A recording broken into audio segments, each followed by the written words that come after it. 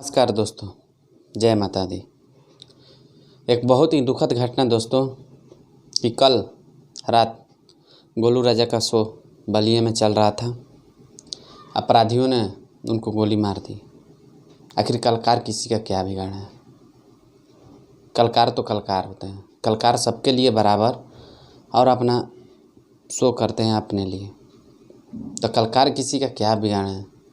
लेकिन आप लोग के प्यार और आशीर्वाद, माता रानी की कृपा से अभी वह स्वस्थ है।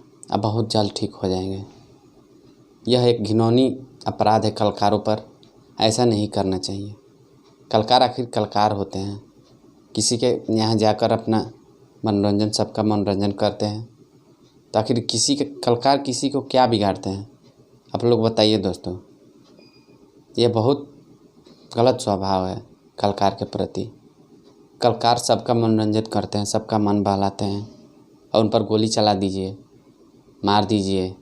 यह सब घिनौनी अमानवीय घटना है। कलाकार के ऊपर ऐसा नहीं करना चाहिए। कलाकार के ऊपर ऐसा होगा तो मनोरंजन कौन करेगा? सोचिए दोस्तों।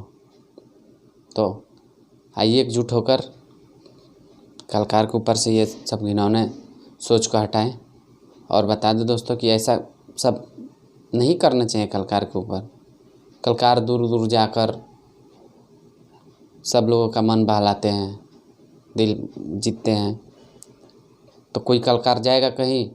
नहीं जाएगा। यह सब घिनौनी हरकत नहीं करना चाहिए दोस्तों।